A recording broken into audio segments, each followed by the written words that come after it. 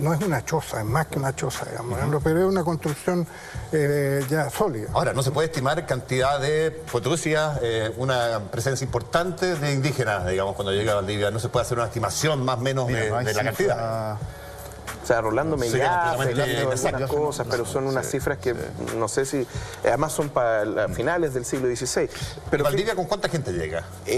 A ver, depende, porque lo que pasa es que parte con muy poca gente y a medida que va pasando el tiempo se le van sumando gente que viene del otro lado de la cordillera, en la zona de Las Pampas, en fin, y que lo encuentran también en el desierto de Atacama. Entonces, al final debe haber llegado con más o menos 1000 hombres, una cosa así.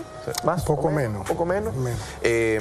Con muchos indígenas pero fíjate tú, Yanacona. Claro, pero Yanacona, ya. claro, y más con todos los indígenas de servicio que les llamaban, que eran unos 3000 quizás, pero pensando solamente en la Hueste de Valdivia, 900 y tantos mil personas más o menos. Pero fíjate tú, hay algo que o sea, Santiago parte con estos 1000 españoles más todo el indigenado que estaba en el entorno, pero que no se puede precisar. Fíjate tú que hay una cuestión bien notable. Si tú te das cuenta, si por ejemplo esta mesa fuera Chile, tú te das cuenta que claro, Santiago estaría aquí, un poquito más arriba de hecho, acá está el norte, que es digámoslo, desierto, en fin. Pedro Valdivia manda a fundar La Serena, de hecho, que se destruye, después la refundan en 1549, pero la mayor parte de las ciudades de Chile no estaban ni en el norte ni en el centro, que se supone que es el valle fértil, ¿no? Sino que estaban en el sur y estaban en medio de la Araucanía. Y tú te das cuenta que el núcleo de ciudades y población estaban precisamente en la zona de conflicto. Piensa tú, por ejemplo, la Imperial. Primero se funda Concepción, pero se funda una ciudad en el hinterland, en el interior, que es la Imperial, donde Concepción servía como puerto de la Imperial, eventualmente. La época en que Concepción está donde está Penco hoy día. Y de ahí se multiplican estas ciudades, etc. Porque ahí había más masa indígena. Claro, pero esto yo creo que representa el tipo de colonización y de conquista que está en esta primera etapa, por lo menos los primeros 50 ¿En qué sentido lo dice, años. Pablo? Lo digo en el sentido que es una conquista especialmente expansiva hacia el sur, en búsqueda fundamentalmente de laderos de oro, que es la gran riqueza. Que no encontraban y que fueron exactamente. Y fundamentalmente urbana, al revés de lo que ocurre después entre comillas, desastre de 1598, que ahí comienza un proceso de ruralización y formación de lo que conocemos como el Chile colonial. Pero en definitiva representa un tipo de metodología para implementar un orden social. Yo creo que el significado histórico principal de la fundación de Santiago es precisamente el punto de inicio de la creación de un orden social que implica desde una estructura social específica, desde el orden económico, ¿cierto? Instituciones políticas, etcétera. Quizás de todos estos conceptos, el de conquista es un concepto, a mi juicio, más acertado. De lo que se han discutido acá. Sí, no en Chile, pero por ejemplo en México, Tenochtitlán, esta ciudad que estaba sobre el lago Texcoco, secan los españoles el lago, arrasan la ciudad y construyen Ciudad de México encima. Eso no es el encuentro de dos mundos. Esa es la conquista de una civilización por otra. Sí, correcto. Por eso creo que el concepto conquista es más acertado. Ahora, Valdivia se instala con cierta paz durante algunos años en donde elige poner Santiago, pero esa paz dura poco. Meses dura. Meses. Ya lo decía Cristian. ¿Qué pasa entre medios? ¿Se reorganiza el mundo indígena y reacciona frente a la ocupación? ¿Cómo fue eso? El que quiera, Andrés, Pablo. Se van dando cuenta, obviamente. Bueno, y está el gran desastre de... Claro. Bueno, el alzamiento de Michimalonco, el 11 de septiembre de 1541. Primero... Porque esta historia está bien simpática hasta ahora, Claro, digamos, pero es que eso ocurre en varias partes también. En Perú, en México, fue un proceso, entre comillas, pacífico en un inicio, donde nos reciben casi de brazos abiertos. Aparentemente aquí en el Valle Central es similar. Pero se van dando cuenta después los indígenas de lo que va pasando. Obviamente el 11 de septiembre del 41, que es el famoso alzamiento de Michimalonco, donde se hace célebre Inés de Suárez, porque justamente Valdivia anda afuera, hacia el sur. Y también Pedro Valdivia, cuando funda Santiago, una también de las primeras cosas que hace es la construcción propia de la ciudad. La división a través del plano de Gamero, la Plaza de Armas. Exactamente. De hecho, la actual Municipalidad de Santiago creo que era el solar de Pedro Valdivia, ¿no? Era la casa del gobernador. Claro, donde está el correo. Pero hay todo un diseño de la construcción de un espacio urbano que también es un espacio de poder, finalmente. Sí. Y eso es lo que genera la reacción del mundo indígena. Ahí supuestamente estaba la cancha con K de la ciudadela inca. O sea, lo que encuentran los españoles es muy parecido a lo que hacen después, aunque el damero, eso que está en pantalla ahora, que lo hace la Larife Gamboa, Esa era la ordenanza para hacer ciudades, la ordenanza española para ¿Y hacer esas ciudades. manzanas, perdona la ignorancia, se mantienen hasta el día de hoy más o menos en ese orden y en esa dimensión? Más o menos, sí. varas, Las del centro, por lo menos. Las del centro, marcada claro. por varas, sí. Ajá. Es más o menos esa. Entonces, pero eso se hacía en toda América, era una ordenanza Sí, del claro. imperio. Pero ahí, donde está la plaza de armas, estaba la cancha inca. O sea, exactamente igual. O sea, Estaba en el torno a ese tambo. asentamiento inca es donde Claro. es el corazón de Santiago que nace y se expande. Exacto. Sí, y además todo esto tiene una connotación simbólica, política, como dice el profesor acá, porque la repartija de estos solares tiene que ver con una cosa importante, que es que quien es dueño de un solar es vecino. Claro. Y los vecinos conforman el cabildo. Claro.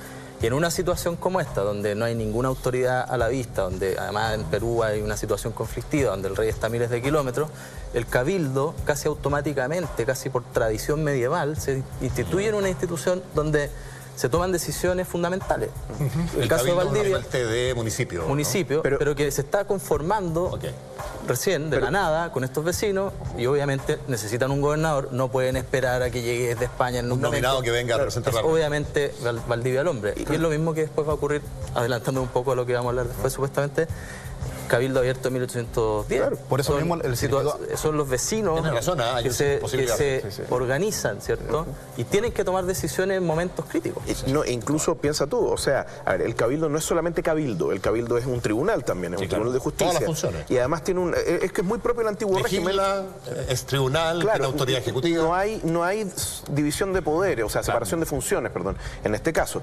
Y efectivamente, como lo decía Andrés, piensa tú, los cabildos abiertos, ¿ya? Y los cabildos en general durante el periodo colonial van a tener tanto poder que incluso van a defenestrar gobernadores. El caso de Acuña y Cabrera, le pasó casi a Ibáñez de Peralta también, elegían gobernadores, como es el caso de Valdivia, el caso de Quiroga también creo que es electo en su momento.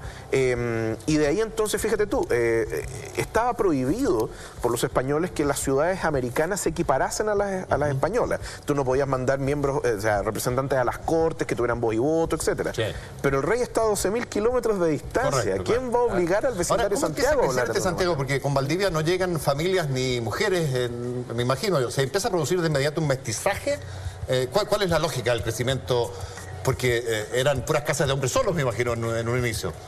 O sea, Es que ahí está, O más bien cuarteles militares. No, es que ahí hay una historia no contada. Ajá. La única mujer española, se supone, era la señora Inés de Suárez, Inés de Suárez, sí. que era la pareja del jefe, o sea, de Valdivia.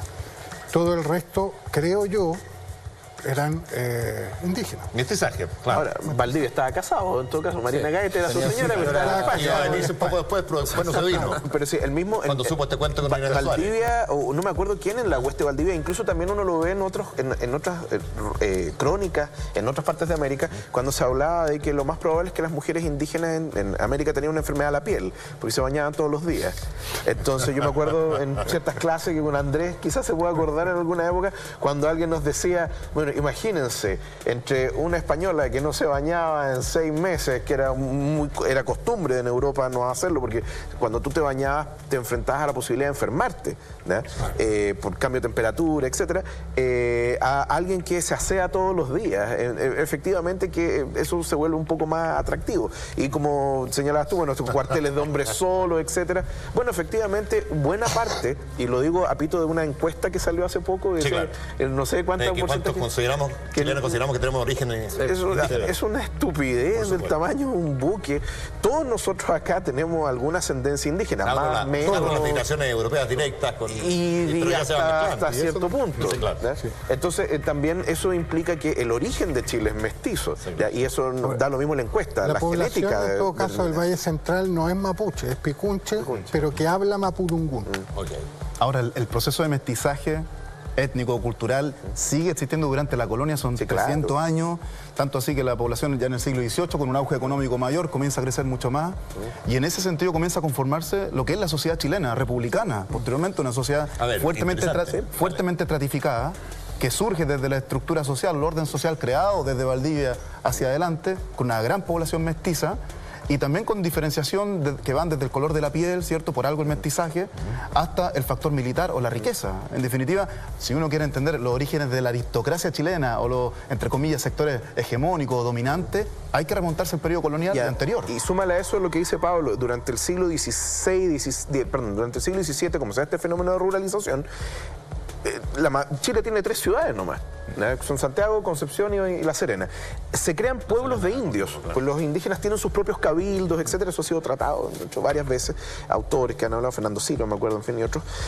Pero hacia el siglo XVIII los Borbones mandan a poblar Chile con ciudades. Hay que crear ciudades y sobre los antiguos pueblos de indios se forman ciudades de españoles, ¿no? Y fíjate tú que cada ciudad tendrá su cabildo y esos cabildos eventualmente son los que van de alguna manera a presionar o a sentir en definitiva la presión, de hecho, durante el año 1808 a 1810, para después volcarse, no a la independencia, pero sí por lo menos coquetear con la autonomía.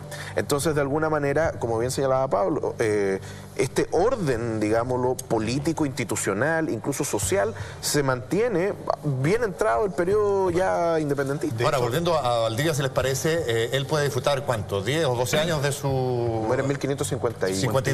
Sí. De su victoria y recién ganada riqueza, y es un emblema a su muerte y la manera en que muere de esta resistencia del pueblo mapuche, que se transforma probablemente en la más intensa de los pueblos conquistados por España, o ese es por lo menos, yo no sé si tienes tú la misma mirada, Cristóbal, porque te veo con duda. ¿Ah? O sea, no, o sea, a ver, lo que pasa es que... La conocida como Guerra de Arauco.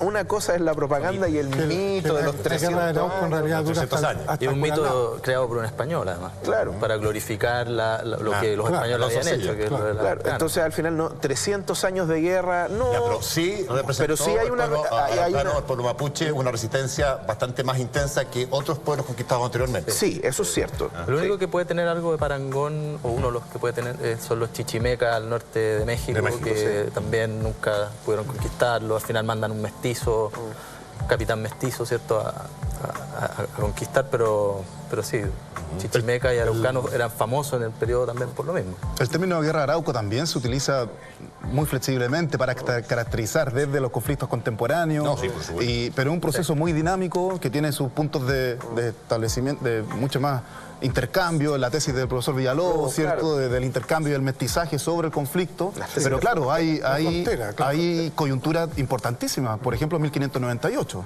que matan a un gobernador, se establece una frontera en el río Biobío y hay un giro en el tipo de colonización que quieren hacer los españoles, que precisamente detiene prácticamente su proceso en el río Biobío y consolida lo que se llama el Chile colonial o el Chile tradicional, el Valle Central. Y eso, a mi juicio, o la revuelta 1655, por ejemplo, que son dos grandes hitos de esta guerra. La guerra de Arauco propiamente tal llega hasta ahí, hasta Curalaba. Pero después lo que se produce es una relación de frontera, donde esporádicamente hay combates. Y hay parlamento de pero, mucha negociación. pero los españoles construyen, y eso es muy interesante para, entre otras cosas, lo que estamos viviendo hoy, construyen una forma de relacionarse con los mapuches, ¿no?